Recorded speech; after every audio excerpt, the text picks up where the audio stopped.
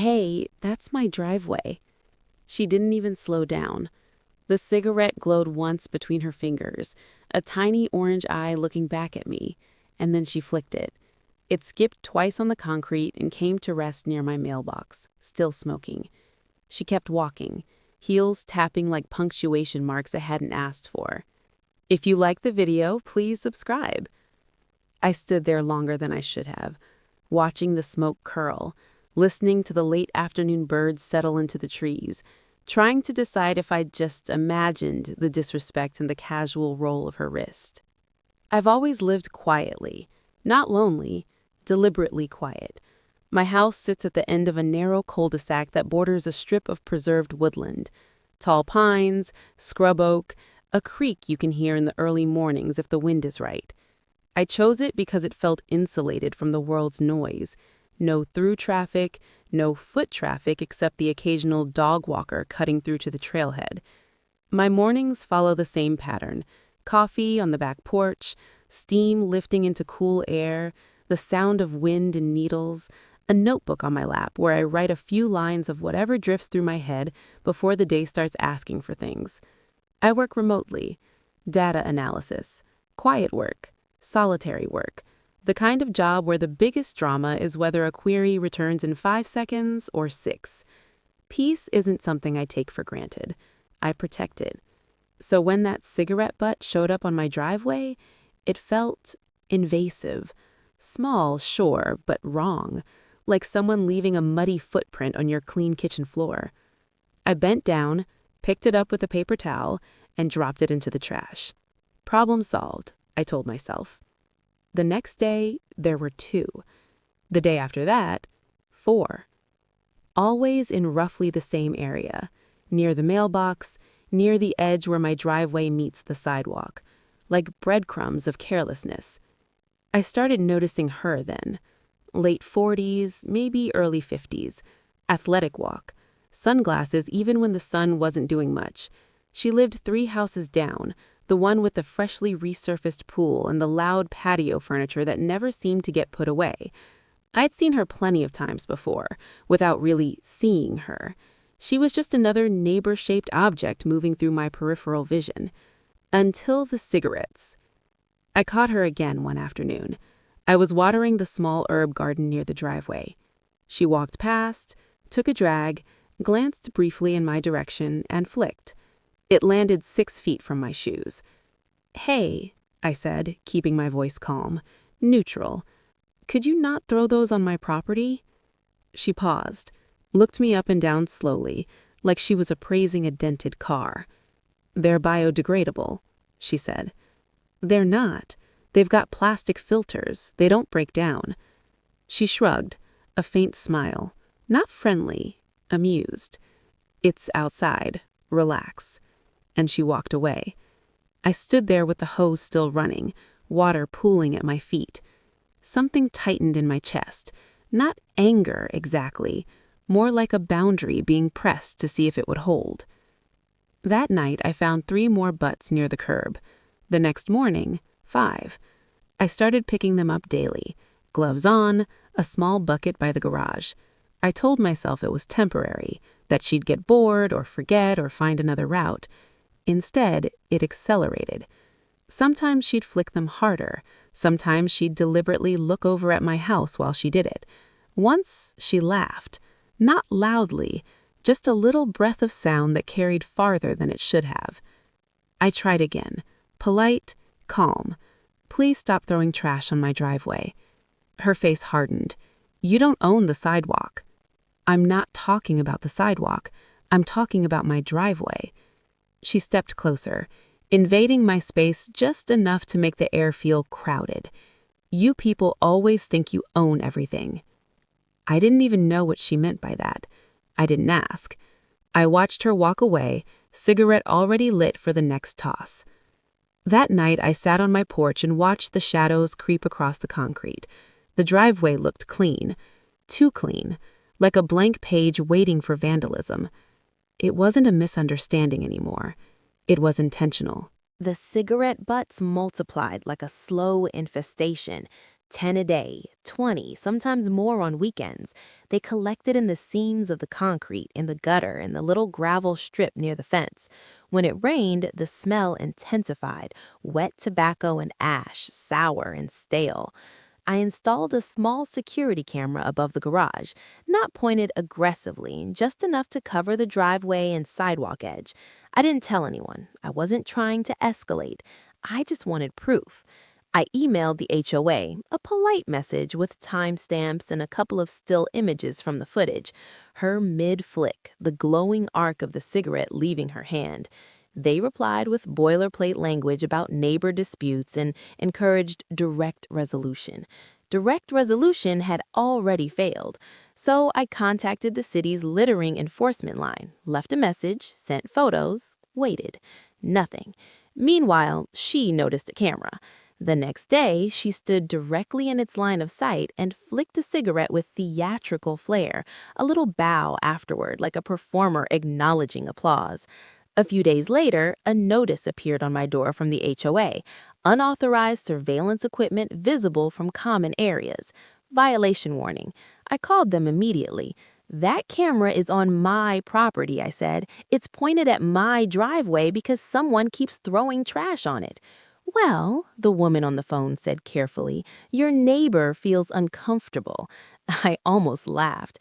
Instead, I removed the camera and repositioned it inside, behind a tinted window. Still legal, still capturing everything, just less obvious. That's when the rumors started. At the mailbox cluster one afternoon, a neighbor I barely knew avoided eye contact. Another gave me a thin, polite smile that didn't reach his eyes. I overheard snippets. He's filming people. Creepy. Always watching. She'd been talking, painting herself as the victim, the harmless walker being monitored by the strange quiet guy at the end of the cul-de-sac. Isolation crept in quietly. Invitations stopped, casual nods disappeared, the invisible social fabric thinned around me, and the cigarettes kept coming. I started logging them. Date, time, weather, count. A notebook became a ledger, then a spreadsheet. I tracked wind patterns, rain dispersion, how many ended up in the storm drain, how many were intact versus crushed. I didn't know why yet, only that something in me had shifted from irritated neighbor to careful observer. One evening while reviewing footage, I noticed something odd. She wasn't just throwing cigarettes. Occasionally, she dumped the ashtray from her car window as she parked down the street, a clatter of filters bouncing onto the pavement, more than a casual smoker would generate on walks alone. Out of curiosity, I looked up her address in the county records. The house was listed under an LLC. Interesting. A little more digging, publicly available court records showed 2 past civil complaints related to property disputes, both settled quietly. One involved improper waste disposal. That's when the pattern clicked into place. This wasn't random entitlement. This was habitual boundary abuse. I invested in better storage, clear bins, labeled, date ranges. I kept every butt I collected sealed in bags. It was disgusting work. My garage smelled faintly like an old bar, no matter how much baking soda I used. Friends asked why I seemed distracted. I gave vague answers. Meanwhile, the HOA fined me again, this time for harassment concerns. No evidence, just a complaint. I appealed, lost. The sense of injustice gnawed at me late at night. Not explosive rage, something colder, more focused, like a chessboard forming in my head. Then came the moment that looked like defeat.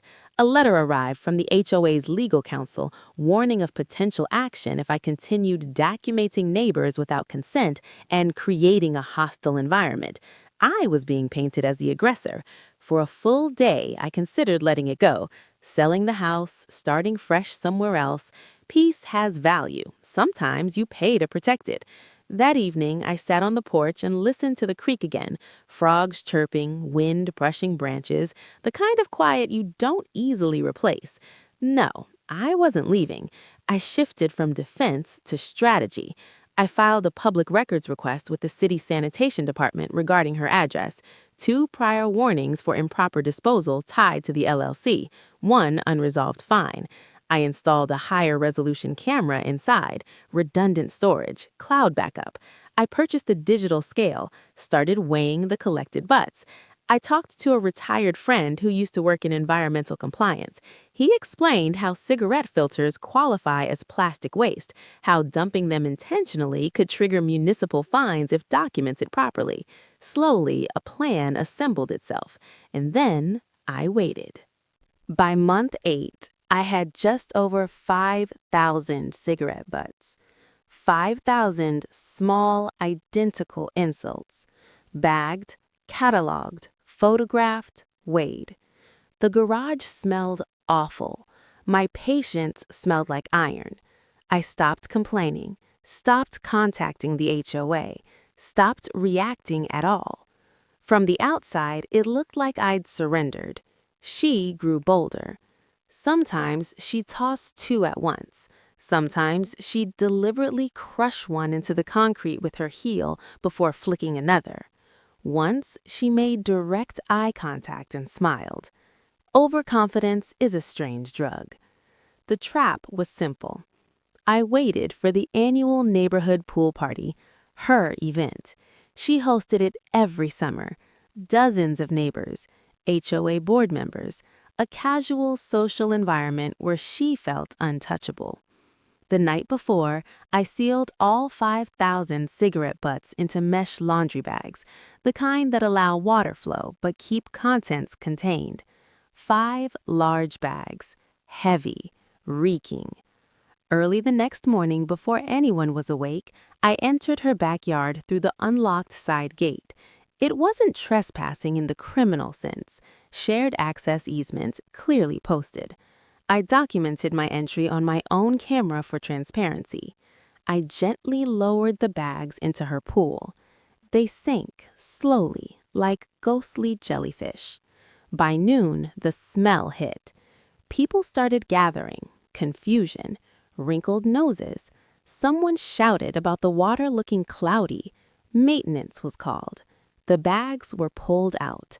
5,000 cigarette butts spilled onto the deck. Silence fell like a dropped plate. She went pale. "What the hell is this?" someone demanded. I stepped forward calmly. "Those are yours," I said, "from my driveway over the last 8 months." She laughed, too fast, too loud. "That's insane." I pulled out my phone.